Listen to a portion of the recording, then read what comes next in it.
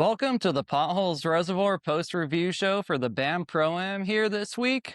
We're starting with something a little bit different, though. Generally, we talk to our day one pro leader, day one co-leader, and our Scholastic leader.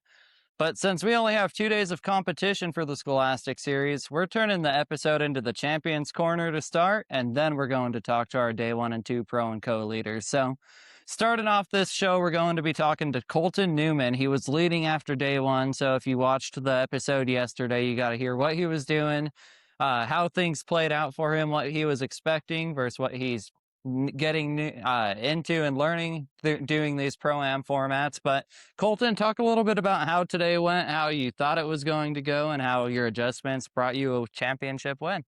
First thing off the morning, I caught a nice one. I caught 2.5 and thought it was gonna be good, and then just kind of slowly worked its way, and it wasn't good. And I had to change a lot of things up. Nothing really worked out what happened yesterday. I started throwing different things, switching it up. I didn't figure that bite out really till like 11:30ish. So I didn't fish the best I could, but I missed a couple flipping and just kept jumping as soon as I set that hook, and it messed me up a bit. But I didn't expect 9 pounds today at all. Just different fishing. I had to switch it up pretty quick, and I got to understand a bit, but I wish I had more time. I could have done a lot better if I had more time. Yeah, and I mean, really, you never know how the tournament's going to go. We woke up and there was high wind this morning. It was a little bit choppy out there. Probably not what you were expecting after day one on the water. Day one, you had 1532, I believe, so a pretty solid bag, especially, I mean, for all the co-anglers, you were sitting pretty high. Today, you had still a good bag for only 4 fish, so the fact that you had a 25-pound bag to get it done, you beat out the rest of the co-angler competition for the Scholastic series. And now you're on your way to possibly getting AOI at this rate. Do you think you're going to fish a few more of our events? And how's the season gone, I guess, so far for you? Since I placed first, I'm gonna try to make my way to Columbia. And then I'm gonna finish it out up in California. That's gonna be a little different for me. Never fished down there, so I'm excited for the Columbia if I can get down on there. I love my smallmouth and I'm good at it, so hopefully I can nail them there. Awesome. Yeah, I think it's going to be pretty exciting. I mean, you fished Moses Lake, which is a smallmouth lake with some good largemouth mixed in. Then you went to Potholes, where it's the opposite. I mean, 30 minutes away, and it's mostly largemouth. Now you're going to the Columbia River, where you could easily catch 50 to 100 fish from the back of the boat. So I think it's probably right in your wheelhouse. But you can give us a little bit about what you're using now in terms of baits and tactics, and what you did to give these guys a little bit of info on fishing Potholes Reservoir. So I was starting out with tube flipping, nothing much on it, and then I switched to a cleanup Crunch City.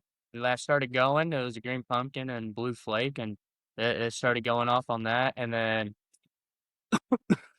I threw a spinnerbait down that bank, caught a couple on that, and then chatterbait. They kept hitting it, just not fully going on it. So it was a little different fishing. That wind kind of messed with me a little more, but I got down with that flipping. I'm good at flipping now, so Cool. I definitely learned that a little better today. And did you know how to flip before? Or, I mean, punching on the Delta is a little different, but what Yeah. kind of experience do you have? I'm used to very thick stuff. Flipping way in there, you got to get way in there to get to them. They're sitting right on that edge of that grass, and that I figured that out day one, so I kind of knew going into it. Start flipping on that outside, and they're kind of right there. Notice they're not shallow; they're deeper. They're about 10 feet, 12 feet flipping. So that was a little more different for me to try out. So And I mean, you're kind of at the mercy of your pro, and you had a pro that got his co-angler 19 pounds yesterday, so you were probably like you were probably feeling fairly confident fishing from the back. Day one, who'd you fish with? And I guess talk about that experience. I fished with Mike. He was really good. He knew what he was doing. We bounced around pretty fast. Um, he helped me out a bit. Got me closer because he knew I could flip, and I was catching him flipping. So he kind of helped me out a bit, pushed me a little more into that grass for me. So, but yeah, he helped me out a lot. Awesome. And yeah, I mean, Mike literally just won the Northwest team tournament here last weekend. So that's got to give you some confidence too, going with two good very well-rounded anglers. I mean, Cameron Black is a guide for years, Yep. but you just beat his son by less than a tenth of a pound. Yep. I mean, that's pretty awesome that you guys seem like you have a close friendship a little bit, and a little bit of a good competition. So was that pretty exciting? Yeah. I wasn't so confident in my weight, but just kept going and just praying that it holds. Yeah. It holds, but I knew it was gonna be tight with the weight I pulled today. So, but they gave some competition out there, that's for sure. Yeah, and what about the rest of the field? Do you know a lot of the guys? I know you're from Idaho. There's a handful of others that came and made the trip down, but do you know most of the I field? know. And I kind of talked to him a little more today. I know Carter. He's nice. getting them pretty good. So Yeah. he fishing in the same club as me, but I wish he got a better day one guy and wish he did it day one. But yeah, it's good to see a lot of Yeah. Idaho guys up here doing good. Yeah, and it's pretty fun. I mean, there's only 10 guys in the Scholastic series for this event. We cap it at 15, so it's not a really large field. But in terms of the learning opportunities, being able to fish in pro-ams, is this the first time you've ever been able to do anything like this? Do you like the pro-am Yep, scene, and I does it love it. seem to grow? It's a great opportunity to Yeah, learn to fish behind a pro. You think you wouldn't learn a lot, but you do if you watch. If you just got to pay attention and yeah, kind of know what's going on. You got to understand it a bit, but you just got to pay attention to your pro, and they they can't hide stuff from you, so they have to do what they can do to catch their bag. So if you watch them, you kind of learn new techniques with stuff. yeah. Awesome. So, I mean, what else are you looking forward to this season? If you guys didn't watch yesterday's show, he wants to fish in college and he possibly wants to go Texas or back east. So, get this guy in some connections. I mean, Idaho anglers are real good. And if you know anything about the professional level, I mean, Brandon Palaniuk's kicking butt out of the same region as this guy. A lot of the anglers that are fishing our Super 60 are from Idaho. So, there's a lot of good hammers, and he seems to be on the right track. But talk about that support system a little bit. Who got you here? Okay, so I got my boss. My boss was here, so him and his son. I fish all the time with him. We fish high school championships all together and stuff. And I came up with my dad's not really into these big tournaments, and we just kind of like fishing this little Yeah, club he's got going on. And then I just wanted to just try something big, and I love it. awesome. It's adrenaline rush. I love it. Awesome, and he wants them to get even bigger. I mean, we had a pretty solid field, but we think, I mean, there should definitely be 80 to 100 boats at the Columbia River with how good it fishes, how good a co-angler can compete there, and how good the competition really is in terms of an opportunity to win boats, win pretty good cash prizes, and learn from great pros all day long. So we already talked to him yesterday, and he's got to get on the road because he's got a little bit of a drive home. But if you want to learn more about Carter, watch yesterday's show, follow him on social media. Where can they find you one more time? They can find me on Instagram. It's just my name, Newman Colton, and yeah. Awesome. There you go. Our Scholastic Series champion here on Potholes Reservoir. He didn't even have to bring in a limit today, and he still got it done. That shows how consistent he was on day one and how much he changed it up to get it done today when the conditions got a little bit tougher. But this guy jumped the ranks from co-angler. He did decent yesterday, but he really bumped it up. Another Idaho angler that's in second place. We talked to our first place guy pretty in-depth yesterday. So we wanted to bring someone new on for you. So stay tuned after this break. Good job, Colton, and then we'll be right back. At Black Bear Diner, we believe a great meal should feel like a warm hug, like our Bear's Choice breakfast. Start with 2 farm-fresh eggs, cooked just the way you like. Choose from our one-of-a-kind sweet cream pancakes, homemade biscuits and gravy, or indulge in cinnamon roll French toast. Add your choice of thick-cut smoked bacon or homemade sausage patties. That's a Bear's Choice. Your very own warm bear hug. Good old-fashioned family food, Black Bear Diner. Here at Bridgeford, we make all of our products with 100% American beef and pork. We source everything exclusively from the United States for our beef jerky, pepperoni, summer sausage, and salami. We've always focused on having the highest quality products. We do that by investing in new cutting-edge technology while still trying to maintain the old world values that our great-grandfather instilled in us. Being a family company, we like to think of a lot of our products as being for family occasions and get-togethers. We like to think of our products being made by our family for your family. hopefully you stay tuned because we're talking to another fantastic angler. He had a great day yesterday, weighing in over 17 pounds, and today he backed it up with a 15-pound bag. Our co-angler leader right now, Wyatt Koleff, another Idaho angler, ready to introduce himself. So tell them a little bit about you. My name is Wyatt Koleff. I'm 20. I'm from Idaho. I've been fishing my whole life. Been tournament fishing only for about 2 years. This is my first year actually doing anything that isn't a local club derby. Awesome. So yeah, talk about the club derbies a little bit and how that experience going into the Pro-Am formats looks a little different, how you prepared for getting into these Pro-Am competitions and how you're liking it. Yeah, it's completely different, especially since I have my own boat and I'm a boater at home. And going from boater to co and back and forth, it's hard. It's a lot different. But just, I do like this. It has helped me learn a lot of new techniques and tactics and throwing different baits and all of that throughout fishing the Delta, Moses Lake, potholes, all of it. I've learned a lot. Yeah, and I mean, you've kind of done the whole jamboree going to a lot of different places from coast to coast, and even this one's probably a little bit of a drive from you, but I mean, yeah, talk about that biggest difference is you don't get to bring all your equipment with you that's in your boat right now. So how does it feel narrowing it down to 8 rods, a box, a tackle, and what do you do to prepare yourself to be well-rounded? It is really hard narrowing it all down. Um, I tend to just retie a lot. I keep my rods small and just retie. And when I'm preparing for stuff like this, I go throughout social media and watch videos, and I talk to friends that I know that have fished these places and see what their experience has been.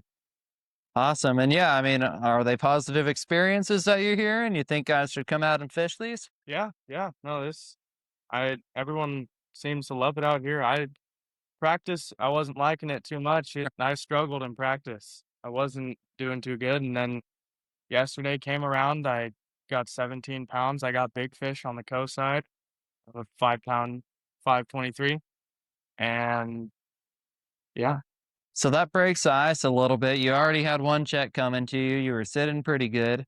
Now you just got to take over that top spot tomorrow. Then I think first place slipped a little bit. He still had a pretty good bag, but it wasn't 19 pounds. So do you think that you're in contention to possibly take over that top spot? yeah, 100%. I think it's just about anyone's game tomorrow. From 1 to 10, it's within, I think, 2.5 to 3 pounds. I think anyone could win it. All right. Well, talk a little bit about techniques that got you to the final day. What kind of stuff you're using, reaction, finesse, and give us a couple tips. So I didn't get much of anything on finesse. I think I caught one fish on a Senko, which is a lot different than a lot of the guys out here. I got a few fish on chatterbaits and frogging in the morning, but what I think 9 of my 10 fish the last 2 days it came off of is a football head jig, Okay. Finesse jig, quarter ounce, half ounce. a 3/4 ounce football head Oh, jig. okay. So you go big. Do you do a pretty big trailer as well? And are you flipping it or what are you doing? I've been putting a whole Strike King Rage Crawl in the back of the Okay. trailer, and I am just I've been getting lucky. I'm just casting it everywhere. Awesome. In the bushes, out in the middle. All of my big fish have came from just a random cast out in the middle. All right. So just keep casting around and hopefully your puts you in the right area. Um, is it challenging? I mean, again, not having your boat and not being able to tell the pro where you think the fish are at, where they're located from what you've seen from one day to the next, because I mean, you're kind of stuck with what you know in your head and that's all you can really do. I mean, since this is my first time ever at Potholes, I have no issue just going with these guys. I got paired up with two really good locals. And who were they? I had Santos Garza on Huh? day one, and then I had Mike today. Awesome. Yeah, they both helped me out a lot. So it sounds like Mike was the hot ticket for the co-angler side because our co-angler, Scholastic Champion, fished with him on day one.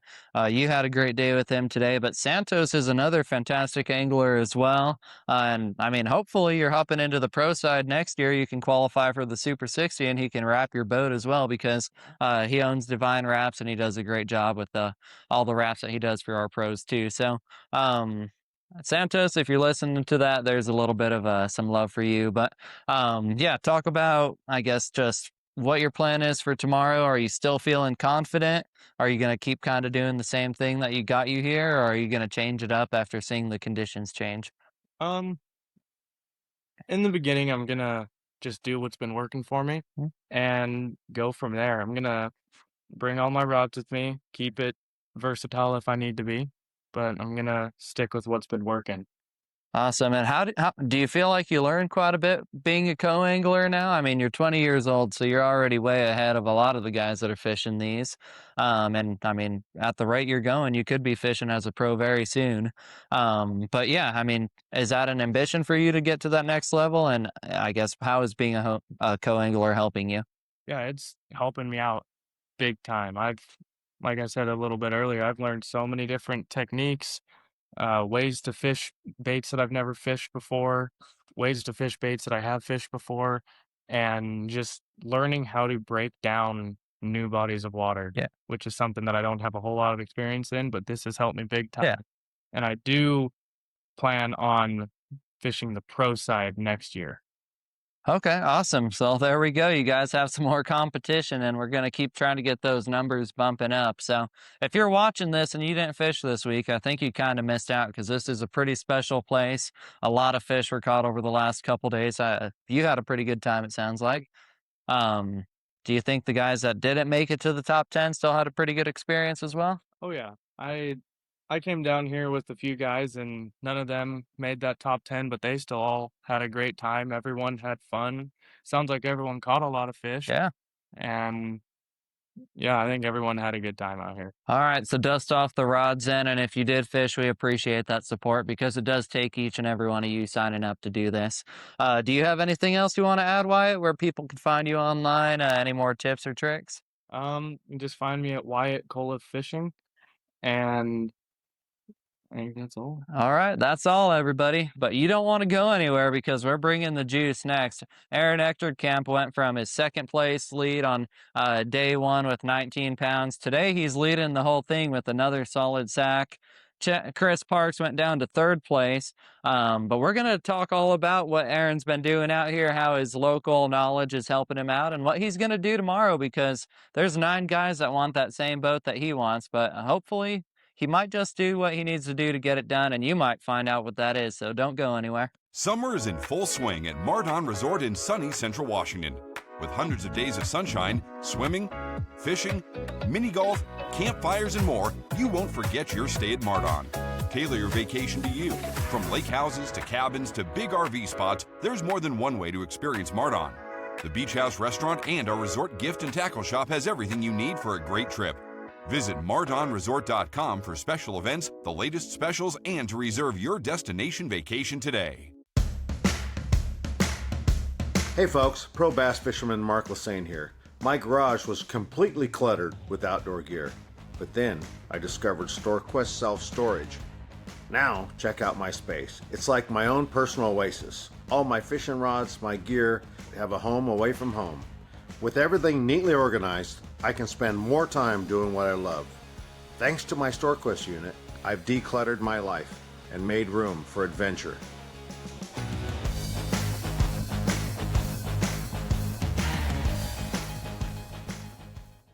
All right, welcome back. It was worth the wait because we have our day 2 leader on the pro side here to talk with us now. Aaron Ecthernkamp, the most consistent angler in the field here at Potholes Reservoir this weekend. He started off in second place with 19 pounds. Today he brought in another 18 pounds, and now he's got a 1.5 pound lead over second place with over 37.71, I believe. So a pretty solid 2 days of fishing.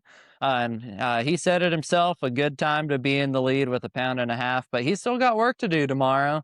So we're going to let Aaron talk about how his first 2 days went and how he's feeling going into Championship Sunday. Yeah, no, my weekend pre-fishing, I really had a hard time catching big fish, but in a lot of the areas I was pre-fishing, I was shaking a lot of bites off, so I really didn't tough to tell what size they are. But I figured out once I started hooking everything on day one that a lot of the bigger fish were a little bit deeper, and I started fishing everything that was in 9 to 14 foot of water, and ended up catching a pretty decent bag. The fish on day one were biting like crazy. I think we probably boated 75 fish. Wow. It was like one hut we caught 30 fish off of. And then I started on that hut today and caught 2, and they were smaller. And then I went back into another area this morning and was casting on a hut and didn't get any bites. And I was scanning with the forward facing sonar, and I saw fish swimming behind the boat, and it pitched behind the boat. Nothing. My coing was pitched behind the boat with a spook and caught like 3.5, and it looked like it had spawned. It was all bellied up. Cool. And there's inside of a specific weed that they like to hold on this lake. And I was like, those weeds stretched all the way across the bay. So I picked up a chatterbait and just started fishing those weeds this morning. And I pretty much had my weight by, probably 10 o'clock, 10:30. And then I'd say after the wind stopped blowing a little bit today, it slowed down for me. And I kind of went back and started fishing some different huts. But I felt pretty comfortable with the weight that I had, being pretty consistent with the next days, or the first days, that probably should just kind of pre-fish a little bit for tomorrow and maybe get lucky and get a big one. When I was by your guys' camera boat earlier today, I was fishing the same weeds going down there, and I missed one on a chatterbait and threw a Cinco out there and looked at it about 5.5, and I came up and jumped and busted where my fluorocarb was spliced to the braid.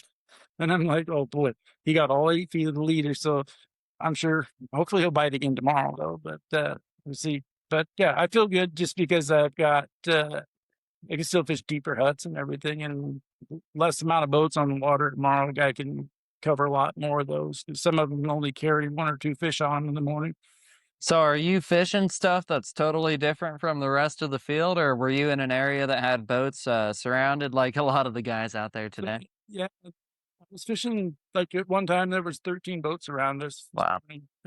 But they're fishing like a lot of fry garters and a little bit shallower fishing. I caught some of mine a little bit deeper today. All right. So you're probably glad that they made that mistake and didn't fish the same stuff as you. And again, that's where time on the water, experience, and a little bit of luck and skill comes into it. Yeah. But I mean, being able to pre-fish before the last day is a pretty good feeling, and having fish to go back to probably makes you feel a lot better. I mean, Parks had 21 pounds. Then we met up with him around 11 o'clock, did a little bit of live streaming, some fish catching, and it was not so hot and heavy for him on day 2. So again, he had some spots, and he's going to have to work a little bit tomorrow to gain that ground that he had on day 1. Hopefully they all have to work hard, and is probably what you're thinking. But yeah, I mean, talk about your local knowledge of this fishery, how it breaks down for people that may not know about Potholes Reservoir, and if the competition is as stiff as you expected this week. So Potholes Reservoir, honestly, is almost better for somebody a lot of times. I mean, it's not the person that lives here usually in a lot of events is not the one that wins. I know Mikowski knows it very well, and he doesn't stumble very often once he catches them. And I've either had a bad day 1 or a bad day 2, and gone through and had them. But just yesterday, I fished clean all days except for the one fish. And yeah, I feel like this lake sets up really good because you could go out and just stumble on the right island, or as the lake's dropping, all the fish are coming out. And like you could stumble on a group of fish and you could literally catch 20 pounds on one deal. And a dune that you fished and didn't get a bite on today, tomorrow might have 20 fish on it. And that's one thing that's really unique about this place is when generally the average angler, they're running down bank and they're casting and they just keep going. Yeah.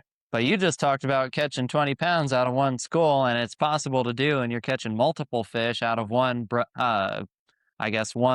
pile or whatever it may be.